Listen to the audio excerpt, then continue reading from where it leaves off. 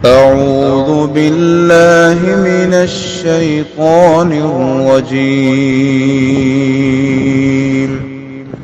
بسم الله الرحمن الرحيم.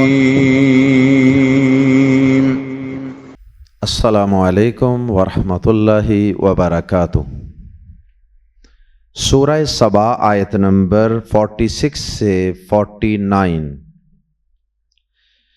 ان الحمد للہ والصلاۃ والسلام علی رسول اللہ اما بعد۔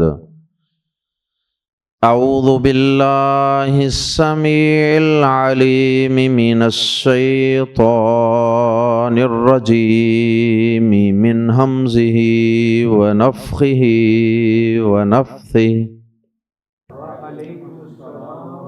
قل انما اعظکم بواحدۃ ان تقوموا للہ مثنی وفرادا ثم تتفکروا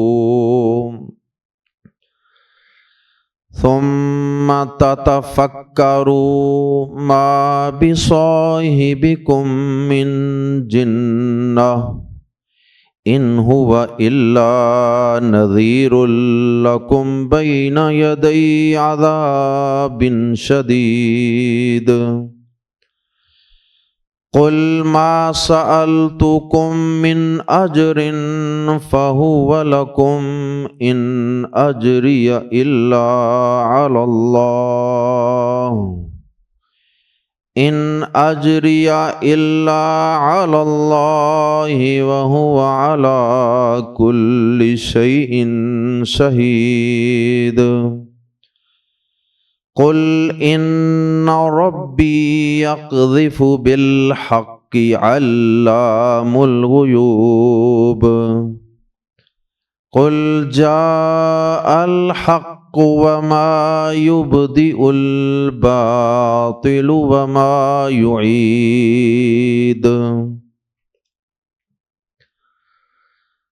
گزشتہ آیات میں مشرکین کے باطل عقائد کا رد کیا جا رہا تھا، اور یہ رد اور تردید اللہ رب العالمین بذات خود فرما رہے تھے۔ اللہ پاک ان کے اعتراضات کو اور ان کے اشکالات کو خود ہی بیان فرما رہے تھے، اور پھر خود ہی ان کی تردید فرما رہے تھے، خود ہی ان کے جوابات دے رہے تھے۔ اب یہاں آیت نمبر 46 سے اللہ رب العزت نے کفار و مشرکین کے اعتراضات کا رد کروایا اپنے پیارے حبیب جناب محمد کریم صلی اللہ علیہ وسلم کی زبان صادق سے۔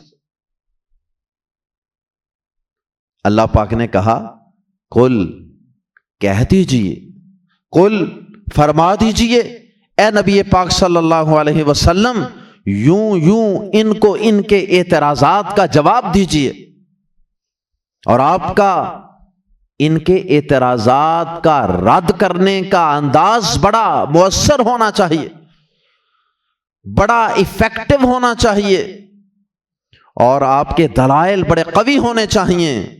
اور اللہ پاک نے پھر اس کے لیے آپ کو گائیڈ بھی کیا، آپ کی پوری رہنمائی کی کہ اے پیارے پیغمبر صلی اللہ علیہ وسلم، یوں ان کے اعتراضات کا جواب دیجئے۔ اور بطور خاص ایک اعتراض جس کو سب سے پہلے بیان کیا گیا ہے وہ ہے کافروں کا پیارے نبی جناب محمد الرسول اللہ صلی اللہ علیہ وسلم پر نازل ہونے والی کتاب قرآن مجید کا انکار کرنا اور اسے حق تسلیم نہ کرنا، اسے من گڑت قرار دینا، اور اس کے ساتھ ساتھ نبی پاک صلی اللہ علیہ وسلم کو نعوذ باللہ من ذالک دیوانہ، مجنون اور پاگل قرار دینا، استغفر اللہ ربی، العیاذ باللہ، اتنا بڑا الزام، اتنی بڑی بکواس ایک پیغمبر کے متعلق جو معاشرے میں سے سب سے زیادہ صاحب بصیرت اور سب سے زیادہ صاحب شعور ہوا کرتا ہے، اس پیغمبر کے بارے کس طرح کی باتیں؟ اللہ پاک نے کہا کہ اے نبی پاک صلی اللہ علیہ وسلم، آپ ذرا انہیں ان کے لگائے ہوئے الزام پہ غور و فکر کی دعوت دیجیے اور انہیں سمجھائیے کہ چلو بڑی مجلس میں تو بات اور ہوتی ہے، شور شرابہ ہوتا ہے، بھیڑ بھاڑ ہوتی ہے، لوگوں کا ہجوم کثیر ہوتا ہے، اور پھر ایک دوسرے کا، معاشرے کا اور دیگر افراد کا انسان پر ایک پریشر ہوتا ہے، دباؤ ہوتا ہے، اور بعض اوقات انسان بڑی مجلس میں حق بات کو قبول نہیں کرتا، اپنی بناوٹی اور جعلی عزت کے دفاع کے لیے، اس کو بچانے کی خاطر۔ اس لیے اللہ مالک نے کہا کہ اے میرے حبیب، ان کو کہہ دیجئے کہ غور و فکر کرو، مجمع میں نہ صحیح، اپنے گھروں میں جا کر، تنہائیوں میں جا کر، اکیلے اکیلے بیٹھ کر، دو دو بندے مل کر، چلو بعض اوقات بندہ اکیلا کوئی بہتر فیصلہ کر لیتا ہے، سوچ بچار کر لیتا ہے، اور بعض اوقات بندہ اپنے کسی قریبی دوست کو، یا اپنے بیٹے کو، یا بیٹا باپ کو، یا بھائی بھائی کو ساتھ ملا کر اچھے طریقے سے کسی چیز کے مختلف پہلوؤں پہ غور و فکر کر لیتا ہے۔ تو فرمایا اے نبی صلی اللہ علیہ وسلم، انہیں غور و فکر کی دعوت دیجئے اس الزام کے متعلق، انہیں بتائیے کہ کیسا عجیب الزام لگا رہے ہو اپنے ساتھی پر، اپنے رشتہ دار پر، اپنی برادری قبیلے کے ایک فرد پر، یعنی نبی صلی اللہ علیہ وسلم پر، جس نے نبوت و رسالت سے پہلے بھی 40 سال کا عرصہ تمہارے اندر گزارا ہے، اس کا کردار تمہارے سامنے ہے، اس کا اخلاق، اس کی گفتار، اس کی رفتار، اس کی ہر چیز تمہارے سامنے ہے، جسے تم اس کی غیر موجودگی میں بھی صادق کہتے ہو، جسے تم اس کی غیر موجودگی میں بھی امین اور امانت دار کہتے ہو، اس کے پاس اپنی امانتیں رکھواتے اور اپنے اہم جھگڑوں کے اس سے فیصلے کرواتے تھے، جس طرح حجر اسود کے پتھر کا معاملہ تھا۔ تو ایسا شخص، اسے تم کہتے ہو کہ یہ مجنون ہے، نعوذ باللہ، اس کی دماغی حالت پہ شک ہے، العیاذ باللہ۔ کیا جو سارے جعلی معبودوں کو چھوڑ کر صرف ایک اللہ کی عبادت کی تلقین کرے، کیا وہ دیوانہ ہوتا ہے؟ کیا جو لوگوں کو سچ بولنے کی تلقین کرے، سود نہ کھاؤ، جھوٹ نہ بولو، دوسروں پہ ظلم نہ کرو، اور ہمسایوں کے حقوق، مہمانوں کے حقوق، جانوروں کے حقوق، والدین کے حقوق، اولاد کے حقوق، میاں بیوی کو ایک دوسرے کے حقوق سے جو آگاہ کرتا ہے، کیا ایسی خوبصورت باتیں بتانے والا شخص نعوذ باللہ پاگل ہو سکتا ہے، دیوانہ ہو سکتا ہے، مجنون ہو سکتا ہے؟ یہ غور و فکر کی دعوت دی گئی، اور ساتھ انہیں دوسری بات یہ سمجھائی گئی کہ دیکھو میں تمہارے ساتھ مخلص ہوں۔ جو بندہ اتنا مخلص ہو، اتنا سنسیئر ہو، اتنا کسی کا ویل وشر اور ہمدرد اور خیر خواہ ہو کہ وہ دن رات تمہیں جہنم سے بچانے کے لیے، تمہارے عقائد کو درست کرنے کے لیے، تمہارے معاملات کو درست کرنے کے لیے، تمہیں سدھارنے کے لیے جو اتنی کوشش کرتا ہے دن رات، اور وہ تم سے کوئی مزدوری بھی نہیں مانگتا، کوئی پیمنٹ، کوئی معاوضہ کچھ بھی نہیں مانگتا، کوئی تنخواہ نہیں مانگتا۔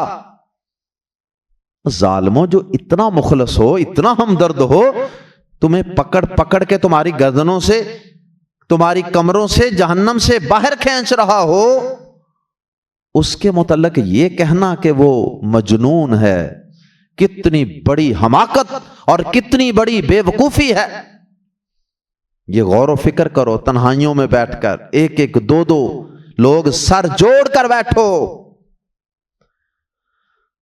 تو امید ہے کہ اگر تم اللہ سے ڈرتے ہوئے حق بات کو پانے کے لیے، صرف ہدایت کو پانے کے لیے مخلص ہو کر اپنی جان سے غور و فکر کرو گے، تو تم یقیناً اس بات پہ اور اس نتیجے پہ پہنچ جاؤ گے کہ یہ اتنے اوصاف کا مالک شخص، یہ اتنا مخلص شخص، یہ اتنا بڑا انسانیت کا محسن شخص، یہ پاگل نہیں ہو سکتا، یہ دیوانہ نہیں ہو سکتا، بلکہ یہ تو سب سے زیادہ صاحب بصیرت اور صاحب شعور اور سب سے عقل مند ترین انسان ہے۔ آئیے قرآن مجید کے الفاظ میں پڑھتے ہیں، قل کہہ دیجئے اے نبی پاک صلی اللہ علیہ وسلم، آپ کہہ دیجئے، انما صرف کہہ دیجئے کہ صرف اعیذو میں نصیحت کرتا ہوں، یعیذو وہ نصیحت کرتا ہے، تعیذو تو نصیحت کرتا ہے، اعیذو میں نصیحت کرتا ہوں، نعیذو ہم نصیحت کرتے ہیں۔ فعل مضارع ہے، یہ شروع میں فعل مضارع کے 4 علامتیں لگتی ہیں، یا آئے تو مانا وہ، تا آئے تو مانا تم، اور آ حمزہ آئے تو ترجمہ کرتے ہیں میں، اور نون آئے تو ترجمہ کرتے ہیں ہم۔ تو یہاں واحد متکلم کا صیغہ ہے، واز اسی سے ہے، واز و نصیحت جو کیا جاتا ہے نا، واز کا مطلب یہی ہوتا ہے کسی کی خیر خواہی کرنا۔ قل کہہ دیجئے انما اعیذو میں تو صرف نصیحت کرتا ہوں، تمہیں بھی پریپوزیشن ہے کا کے کی ضرورت کے مطابق، میں تو تمہیں صرف نصیحت کرتا ہوں بھی کی واحدتن ایک بات کی، میں تو تمہیں ایک ہی بات کی نصیحت کرتا ہوں، ایک ہی بات کہوں گا، 100 باتوں کی ایک بات۔ وہ کیا کہتا ہوں ایک بات؟ ان کے تقوموا تم کھڑے ہو جاؤ، للہ اللہ کی خاطر، اللہ کے لیے، اپنے رب کو پانے کے لیے، اس کے سیدھے رستے کو پانے کے لیے، اس کی رضا کو حاصل کرنے کے لیے، ان تقوموا للہ کہ تم اللہ کے لیے کھڑے ہو جاؤ، یعنی کمر کس لو، ارادہ کر لو، تہیا کر لو، مثنا دو دو ہو کر، ان پیئرز، و فرادا اور اکیلے اکیلے، اینڈ انڈیویجولی، انفرادی طور پہ بھی، یعنی جیسے بہتر سمجھو، دو دو مل جاؤ، ایک ایک مل جاؤ، اکیلے اکیلے یعنی ہو جاؤ، یا دو دو مل جاؤ، ثم پھر تتفکروا پھر خوب غور و فکر کرو۔ تتفکروا کے اندر مبالغہ ہے، تتفکروا اس میں اہتمام ہے، پھر خوب غور و فکر کرو۔ دیکھیے اسلام انسانوں کو کتنا غور و فکر پہ ابھارتا ہے، کیسی زبردست موٹیویشن دیتا ہے۔ غور و فکر کرو، اور غور و فکر کے بعد یہ بتاؤ، ماں کیا، ماں کے یہاں 2 ترجمے ہو سکتے ہیں، ماں کا ایک ترجمہ تو یہاں ہو سکتا ہے کیا، اور ایک ترجمہ ہو سکتا ہے نہیں، ماں کیا یا کون سی چیز، بی میں صاحبی صاحب کمپینین، کم تمہارے، ما بی صاحبی کم کیا چیز ہے تمہارے ساتھی میں، من جنتن جنون کی، جنون اور دیوانگی کی کون سی بات ہے تمہارے ساتھی میں، غور و فکر کر کے بتاؤ ذرا۔ وضاحت میں پہلے عرض کر چکا ہوں، جو اتنا صاف ستھرا دین پیش کرنے والا تمہارا ساتھی ہے. اتنی اچھی تعلیمات، کیا اس کے اندر کوئی جنون والی بات ہے؟ اس میں ان باتوں میں جو یہ نبی جو تعلیمات پیش کرتا ہے، کیا ان میں کوئی بات بھی ایک دیوانہ آدمی کر سکتا ہے؟ دیوانہ آدمی تو بے ربط اور الٹی سیدھی باتیں کرتا ہے. اور یہ پیغمبر جو بات بھی کرتا ہے وہ انسانوں کے بھلے کی کرتا ہے، اور وہ بات انسان کے دل میں اترنے والی کرتا ہے. ماں کیا چیز ہے بی صاحبکم تمہارے ساتھی میں، من جناتن جنون کی، جنون میں سے. جنون کی کون سی بات ہے تمہارے ساتھی؟ یہ سوال ہے. یہ یعنی اس نقطے پہ غور کرنا تم نے. 40 سالہ اس اپنے ساتھی کا جو دور ہے نبوت سے پہلے، اس پہ ذرا غور کرو، اور نبوت کے بعد کی جو باتیں ہیں، تعلیمات ہیں، کردار ہے، عمل ہے، اس پہ بھی غور کرو. اور ماں کا ایک ترجمہ اگر ماں کو نافیہ مانے تو یہ بھی ہو سکتا ہے کہ تم اکیلے اکیلے دو ہو کر غور و فکر کرو، اچھی طرح غور کرو تو تم اس نتیجے پر یقیناً پہنچو گے. ماں نہیں، ہرگز نہیں، بی صاحبکم تمہارے ساتھی میں، یعنی پیارے نبی صلی اللہ علیہ وسلم میں، من جنتن دیوانگی کی کوئی بات، جنون کی کوئی بات نہیں. میڈنس، جنون، جنتن، جنتن جنت کو کہتے ہیں، باغ کو کہتے ہیں، اور جنتن جنون، میڈنس. ان ہوا نہیں ہے وہ الا، ان کا ترجمہ ہوتا ہے اگر، لیکن جملے میں الا آ رہا ہو تو پھر ان کا ترجمہ نہیں، ان ہوا نہیں ہے وہ الا مگر نذیر، ڈرانے والا. وہ تو محض تمہیں ڈرانے والا ہی ہے. کیا بات تمہیں نظر آئی ہے اس میں دیوانگی والی؟ وہ تو تمہیں ڈراتا ہے. اور جو شخص کسی خطرے سے قبل از وقت کسی کو آگاہ کر دے، کوئی شخص ٹہنی پہ بیٹھ کے ٹہنی کاٹ رہا ہو اور اسی ٹہنی کو کاٹ رہا ہو جس پر بیٹھا ہو، تو کوئی شخص پاس سے گزرے اور وہ کہہ دے کہ بھائی جس ٹہنی پہ بیٹھے ہو اسی کو کاٹ رہے ہو، کیسی حماقت کر رہے ہو، گر جاؤ گے، دانت ٹوٹ جائیں گے. تو وہ آگے سے کہے کہ تمہارا دماغ صحیح نہیں ہے، جاؤ جاؤ اپنا کام کرو. تو یہ شخص تھوڑی دیر کے بعد نیچے گر جائے تو پھر بھاگے اس کے پیچھے اور کہے کہ ہاں ہاں وہ شخص تو بڑا سمجھدار تھا، اسے کیسے پتا چل گیا. اللہ اکبر. وہ شخص بھی کیا تھا؟ نذیر تھا، وارنر تھا، قبل از وقت خطرے سے آگاہ کرنے والا تھا. تو فرمایا کہ کیلے کیلے دو ہو کر بڑے جلسوں سے، بڑی محفلوں اور بیٹھکوں سے تنہائی میں جا کے غور و فکر کرو. اگر حق بات کو پانا ہے نا، اس کا اللہ پاک نے بڑا شاندار نسخہ بتا دیا ہے. آج کے دور میں بھی اگر کسی مسلمان کو دیکھنا ہو کہ مسلمانوں کے مختلف گروہ بن چکے ہیں، فرقے بن چکے ہیں، ان میں سے حق کس کے پاس ہے، تو وہ بھی بڑے بڑے مناظروں اور بڑے بڑے جلسوں اور اجتماعات کے اندر یہ فیصلہ شاید اتنا اچھا نہ کر سکے جتنا کہ وہ تنہا یا کسی عالم کے پاس یا ایک بندے کے پاس بیٹھ کر ڈسکشن کرے، غور و فکر کرے، قرآن پڑھے، قرآن پہ غور و فکر کرے، احادیث کا مطالعہ کرے، صحیح بخاری مسلم کا ترجمہ پڑھے. تو پھر جتنے اچھے طریقے سے یہ حق بات کو پہچان سکتا ہے نا، اتنا شاید بڑے مجمع میں نہ پہچان سکے. اس لیے فرمایا ان ہوا الا نذیر لکم، وہ تو تمہیں ڈرانے والا ہی ہے. بین یدئی کا مطلب ہوتا ہے سامنے یا پہلے، بیفور، بین یدئی پہلے. کس سے پہلے تمہیں ڈرانے والا ہے؟ عذاب شدید، سخت عذاب سے، سیویئر پنشمنٹ سے وہ تمہیں ڈرانے والا ہے، وارن کرنے والا ہے. کہ وہ جو قیامت کے دن کا سخت عذاب ہے نا، اس سے پہلے دنیا میں وہ نبی تمہیں بتانے والا ہے شرک کا یہ انجام، کفر کا یہ انجام، ظلم کا یہ انجام ہوگا، سود کھانے کا یہ انجام ہوگا۔ اللہ اکبر۔ جیسا کہ صحیح بخاری میں ایک حدیث ہے،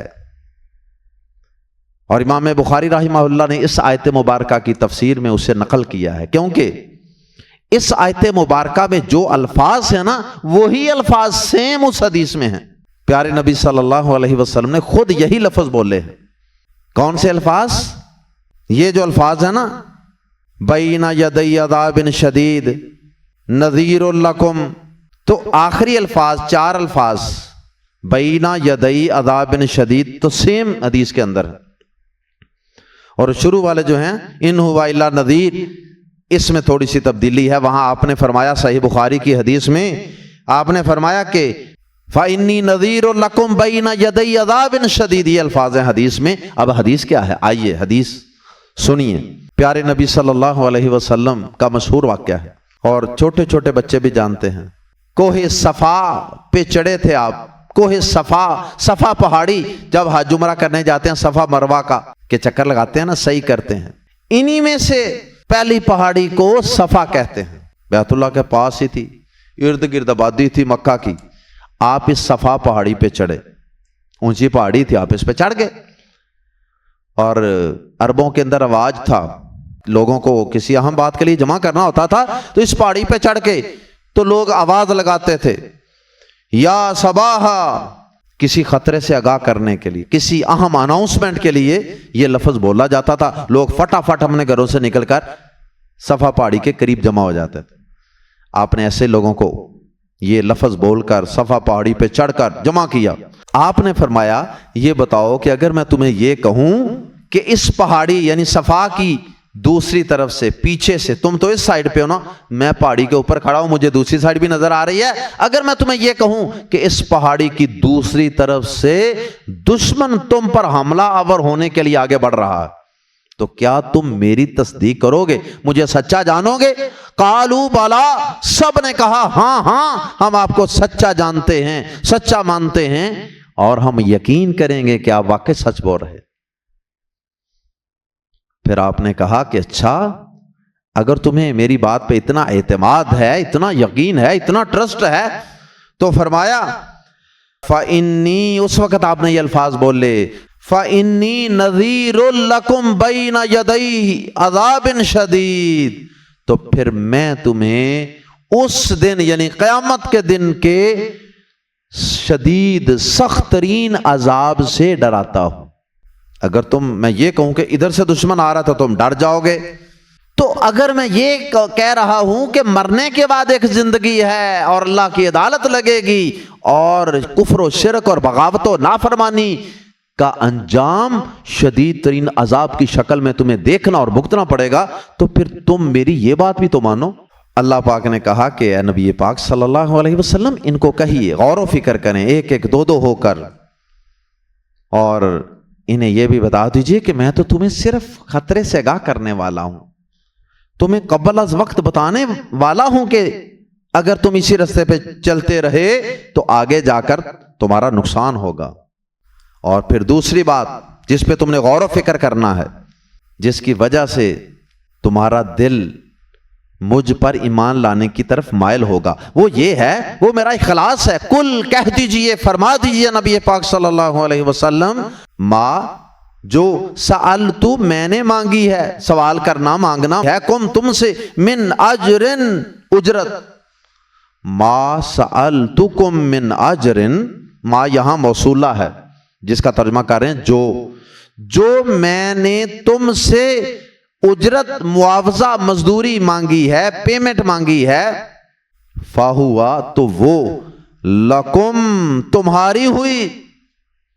مطلب یہ ہے کہ میں نے تو تم سے کوئی مزدوری مانگی نہیں، اگر میں نے بالفرض سپوز میں نے اگر تم سے کچھ مزدوری کبھی مانگی بھی ہے نا تو جاؤ وہ تم ہی رکھ لو۔ کتنا خوبصورت انداز ہے بات سمجھانے کا، وہ تمہاری ہوئی، میں نہیں لیتا۔ مطلب یہ ہے کہ نہ میں نے کبھی مانگی نہ تم نے دینی، تو اگر میں نے کبھی بل فرض مانگی ہے تو جاؤ وہ تمہاری ہوئی.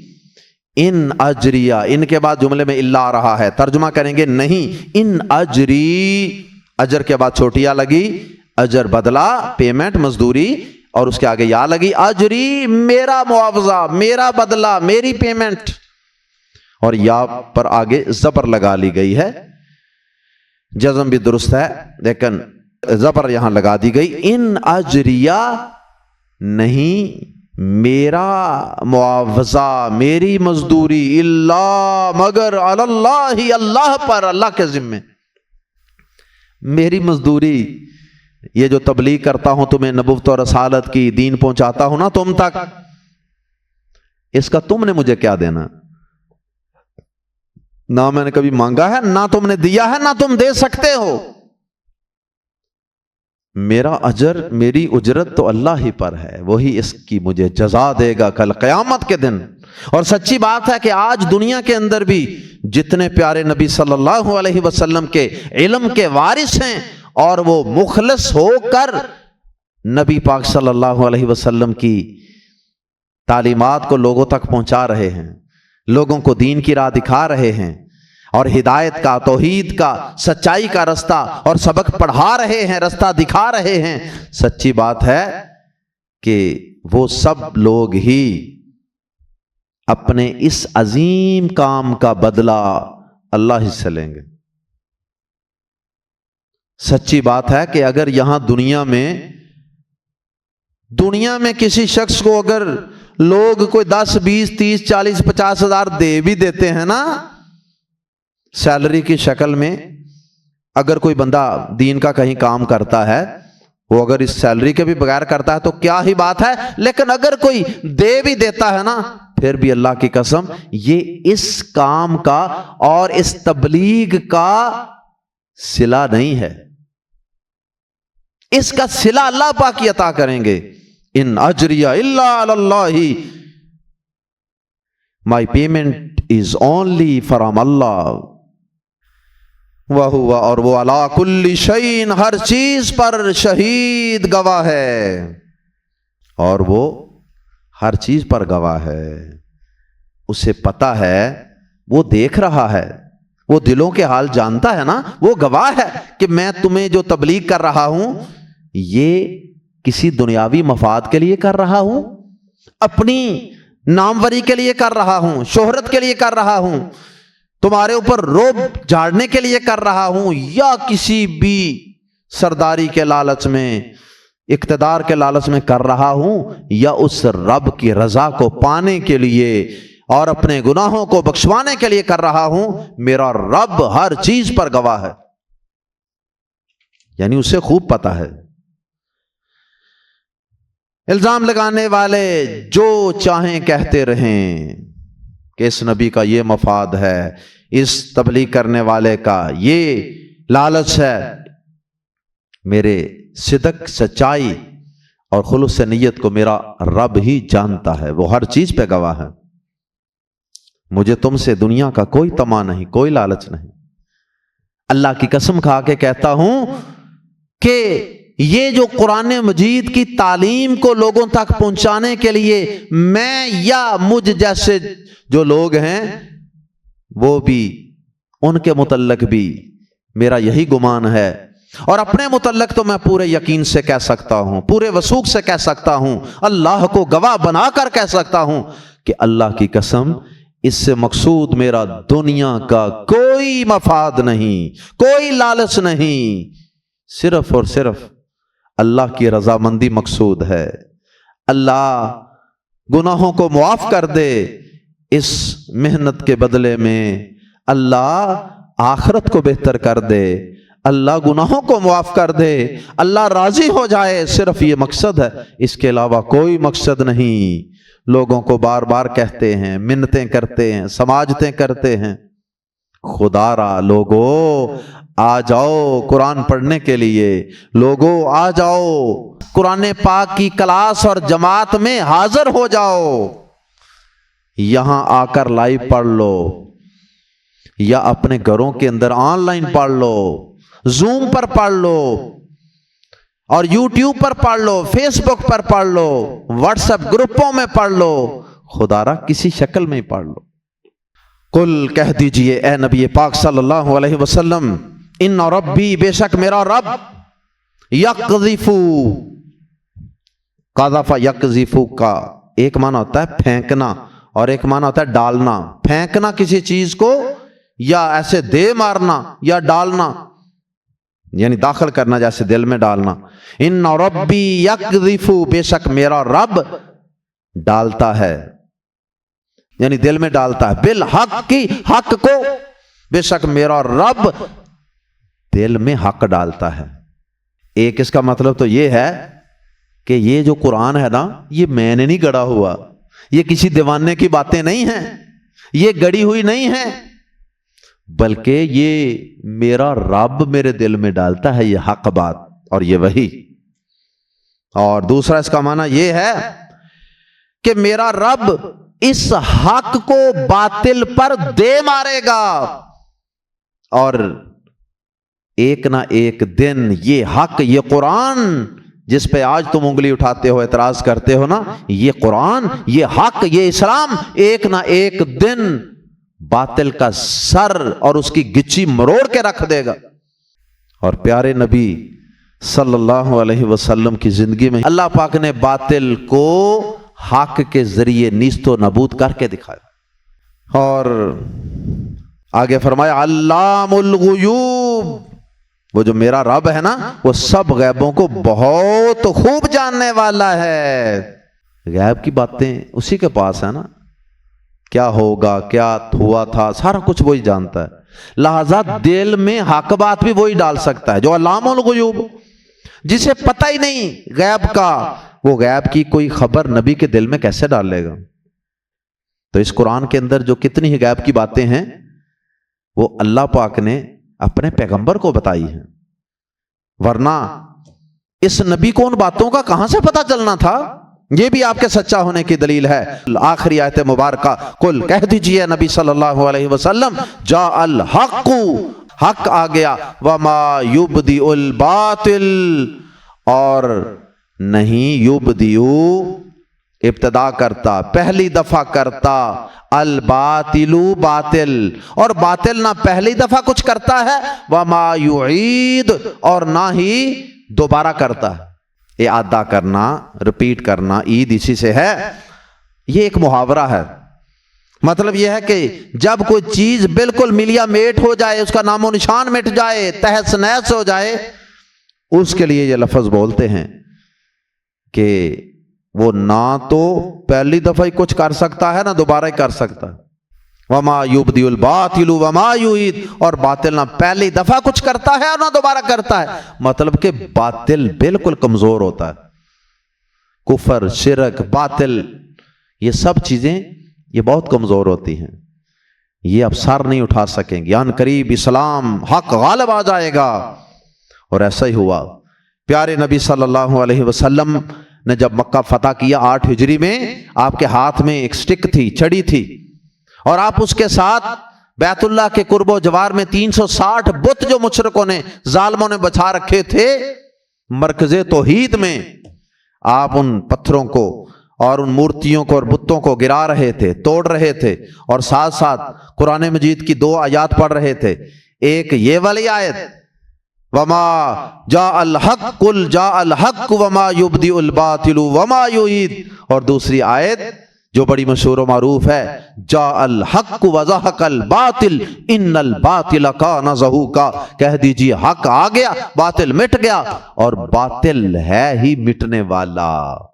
اللہ ہم سب کو حق و باطل میں، توحید و شرک میں فرق سمجھنے کی توفیق عطا فرما، اور اللہ ہمیں زندہ رکھنا تو حق پر، اسلام پر، توحید پر زندہ رکھنا۔ سبحانک اللہم و بحمدک، اشہد ان لا الہ الا انت، استغفرک و اتوب الیک۔